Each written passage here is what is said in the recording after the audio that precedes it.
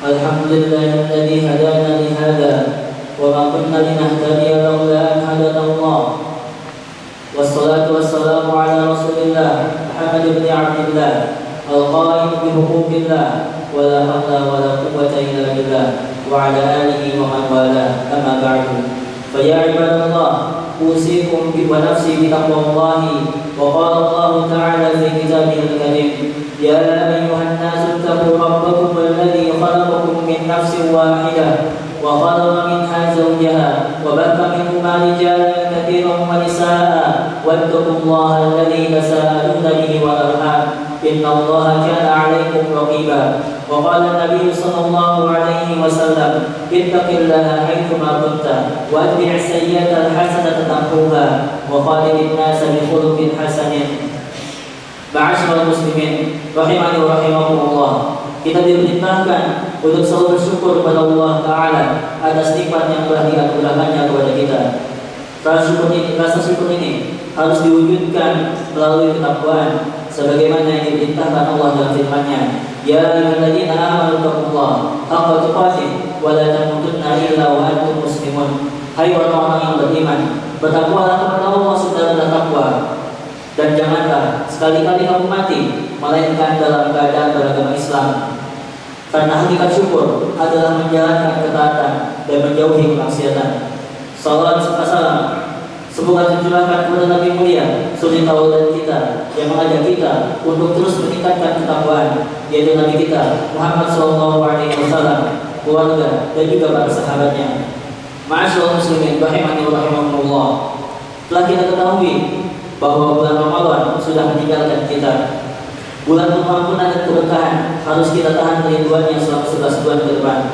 Semoga semua amalan yang kita lakukan di bulan Ramadan diterima di sisi Allah Subhanahu wa taala seiring dengan doa kita, Rabbana taqabbal minna innaka antas samiul alim. Ya Tuhan kami, terimalah daripada kami amalan kami, sesungguhnya Engkaulah yang Maha mendengar lagi Maha mengetahui.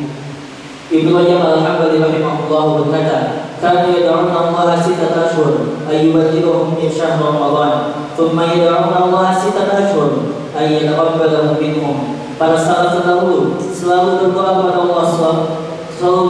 Allah Subhanahu wa taala selama 6 bulan agar bisa diperjumpakan, agar bisa dipertemukan dengan bulan Ramadan.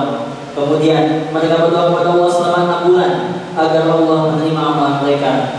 Ma'asyiral muslimin rahimani wa rahimakumullah.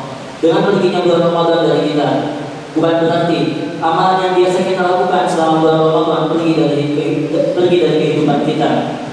Hampir semua amalan yang biasa kita lakukan di bulan Ramadan masih bisa kita lakukan di bulan-bulan lainnya. Kita masih bisa menghidupkan malam-malam kita dengan qiyamul lail, mensedekahkan harta kita, membantu sesama, mendulang pahala kita dengan puasa-puasa sunnah, membasahi lisan kita dengan zikir dan juga tilawah Al-Quran.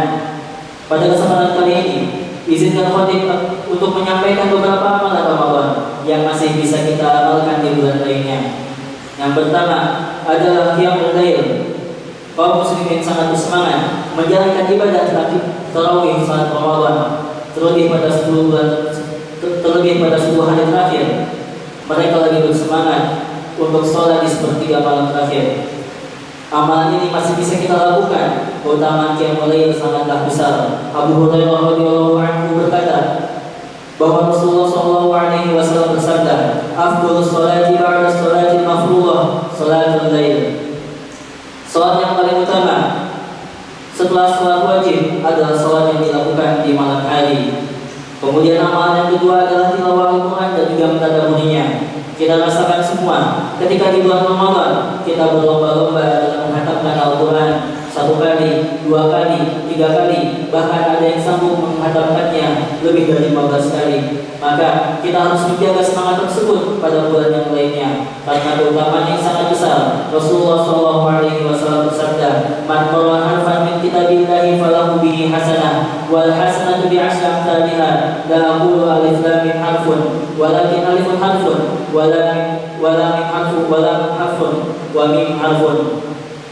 Barang siapa yang membaca sebuah huruf dalam kitab Allah, maka baginya sebuah pahala, dan pahala tersebut dikali lipat dengan 10 kali lipat. Tidak dikatakan bahwa alif lam mim itu 1 huruf, akan tetapi alif 1 huruf dan lam 1 huruf. dan mim satu huruf. Juga sabda Rasulullah SAW, "Iqra'ul Qur'an, fa innahu ya'ti yawmal qiyamah syafi'an li ashabihi." Bacalah Al-Quran, karena Al-Quran akan datang kepada siapa yang membaca ketika dunia pada hari kiamat untuk diberikan syafaat. Tidak hanya membaca wahai jemaah sekalian, kita juga diperintahkan untuk menghayati ayat-ayatnya serta mengamalkannya. Allah Ta'ala berfirman, "Kitabun anzalnahu ilaika mubarakun liyadabbaru ayatihi wa liyatadzakkara ulul albab." Ini adalah sebuah kitab yang kami turunkan kepadamu, penuh dengan berkah, supaya mereka memperhatikan ayat-ayatnya dan supaya mendapatkan pelajaran orang-orang yang mempunyai pikiran. Kemudian amalan yang ketiga adalah amalan puasa, yang dimana kita bisa mengamalkan puasa-puasa sunnah pada bulan-bulan lainnya. Maha suci Allah yang telah memberikan kita ibadah-ibadah sunnah untuk melengkapi ibadah-ibadah wajib, tak terluput juga ibadah puasa, yang mana banyak sekali jenis-jenis puasa sunnah yang bisa kita lakukan kapanpun. Yang pertama adalah puasa sunnah Senin Kamis. Dari Abu Hurairah radhiyallahu anhu, Rasulullah sallallahu alaihi wasallam bersabda, "Tu'radul a'mal yawmal itsnain wal khamis, fa uhibbu an yu'rada 'amali wa ana sha'im." Berbagai amalan dihadapkan kepada Allah Subhanahu wa taala pada hari Kamis, pada hari Senin dan juga Kamis.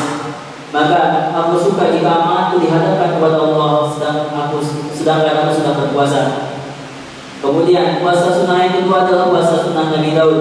Dari Abdullah bin Amr bin Al-As, Rasulullah sallallahu alaihi wasallam bersabda, "Inna habas siyami ilallahi siyam Daud, wa habas salati ilallahi salatu Daud alaihi salam. Kana yanamu nisful lail, wa yaqumu thuluthahu, wa yanamu thuluthahu, wa kana yasumu yawman wa yuftiru yawman." Puasa yang paling disukai di sisi Allah Subhanahu wa taala adalah puasa Daud.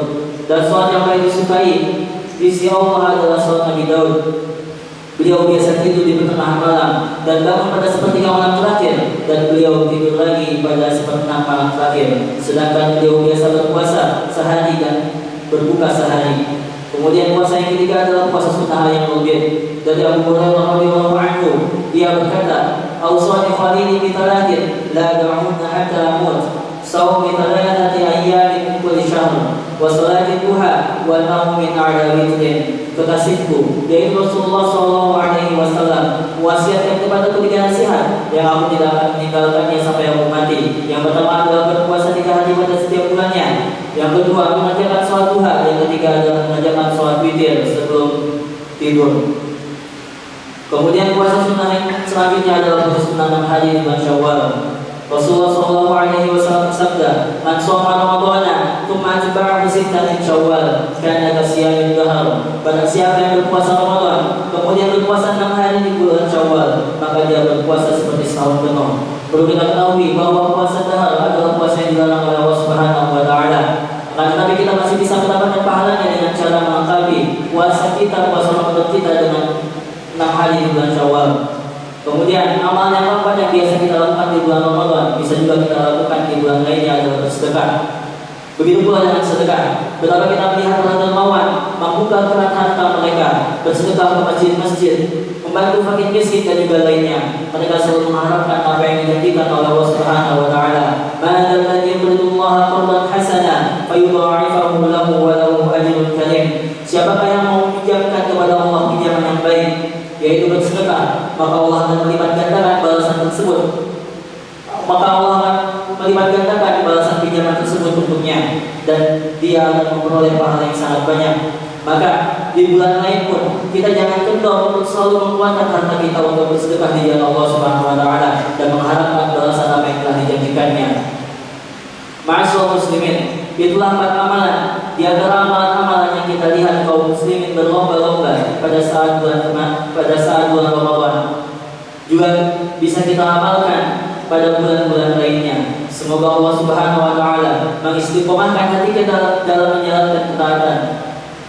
Karena Aisyah radhiyallahu anha, beliau mengatakan bahwa Rasulullah sallallahu alaihi wasallam bersabda, "Ahabbul a'mali ilallahi ta'ala adwamuha wa inqal." Amalan yang paling dicintai oleh Allah Subhanahu wa taala adalah amalan yang kontinu, amalan yang rutin, amalan yang istiqomah walaupun itu sedikit.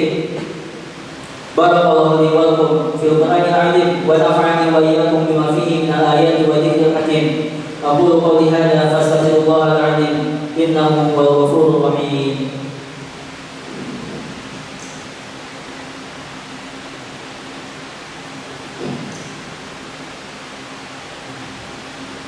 Alhamdulillah hamdan katsiran kama amara.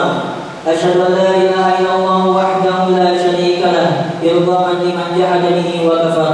Wa asyhadu anna Muhammadan 'abduhu wa rasuluhu sayyidul khalaiq wal bashar. Allahumma shalli wa sallim ala Muhammad wa ala alihi wa sahbihi wa sallim tasliman katsiran, amma ba'du. Ma'asyiral muslimin rahimani wa rahimakumullah. Pada saat ini kita masih berada di bulan Syawal, bulan yang mulia, bulan ke-10 dalam urutan Hijriah. Ada beberapa peristiwa yang terjadi di bulan ini yang bisa kita ambil faedahnya. Di antara peristiwa itu adalah yang pertama, pernikahan antara Rasulullah SAW dengan Aisyah radhiyallahu anha. Aisyah radhiyallahu anha menceritakan, "Tazawwajani Rasulullah SAW fi Syawal wa badani fi Syawal, fa ayyu nisa'i Rasulillah kana afdal 'indahu minni." Rasulullah SAW nikahi pada bulan Syawal. Ia pun membangun rumah tangga denganku pada bulan Syawal pula. Istri Rasulullah SAW adalah yang lebih beruntung di sisinya daripadaku. Kemudian perawi berkata, Aisyah radhiyallahu anha dahulu sudah menikahkan para wanita, menikahkan saudara-saudaranya di bulan Syawal. Peristiwa ini bukan hanya dalil dianjurkannya menikah di bulan Syawal, tapi lebih dari itu, Rasulullah SAW melakukan ini untuk mendobrak stigma buruk menikah di bulan Syawal. Dahulu masyarakat Quraisy bertoyol bahwa menikah di bulan Syawal akan mendapatkan keburukan-keburukan yang menimpanya. Rasulullah ingin menanamkan tauhid yang kuat kepada umat bahwa semua kebaikan dan juga keburukan datangnya hanya dari Allah Subhanahu wa taala. Kemudian peristiwa yang kedua adalah peristiwa perang Uhud. Perang Uhud yang pecah pada 15 Syawal, yakni 3 tahun setelah hijrahnya Rasulullah SAW, sebanyak 700 pasukan Muslim berhadapan dengan 3.000 pasukan musyrik. Awalnya umat Islam mendominasi jalannya pertempuran. Orang-orang musyrik terpukul mundur sehingga meninggalkan harta benda yang mereka bawa. Disinilah ujian sekelompok pasukan Muslim yang bertugas sebagai pemanah di puncak-puncak bukit lemah. Ketika itu Khalid bin Walid masih kafir, melihat celah itu, lalu kemudian menyerang sisi pemanah sehingga pasukan Islam kocar-kacir. Kesalahan ini menyebabkan Rasulullah SAW terluka parah.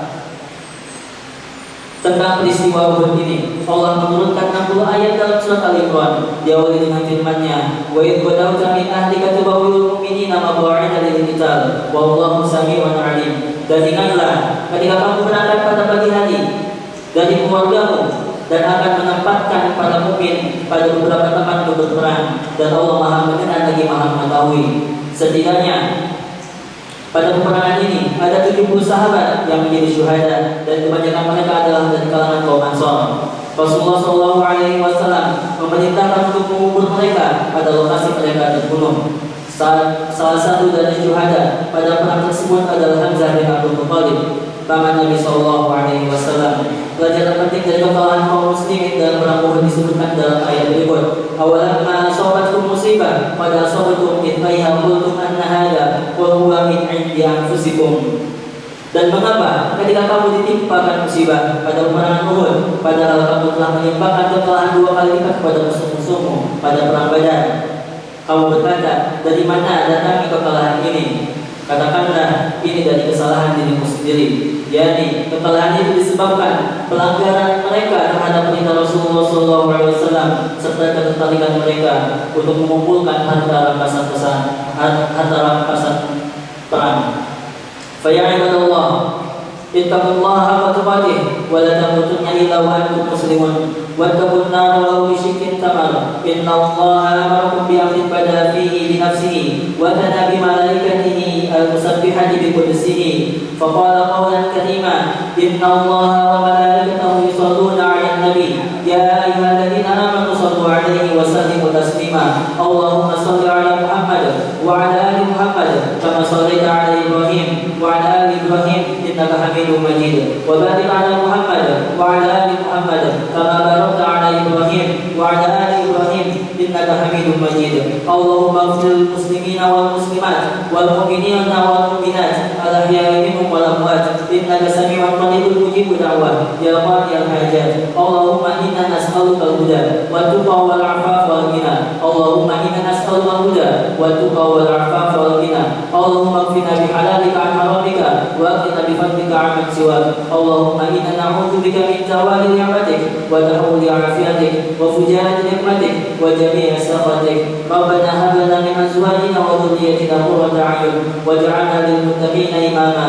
ربنا آتنا في الدنيا حسنة وفي الآخرة حسنة وقنا عذاب النار والحمد لله رب العالمين. عباد الله إن الله يأمر بالعدل والإحسان وإيتاء ذي القربى وينهى عن الفحشاء والمنكر والبغي يعظكم لعلكم تذكرون. واذكروا الله العظيم يذكركم واشكروه على نعمه يزدكم ولذكر الله أكبر فأقيموا الصلاة.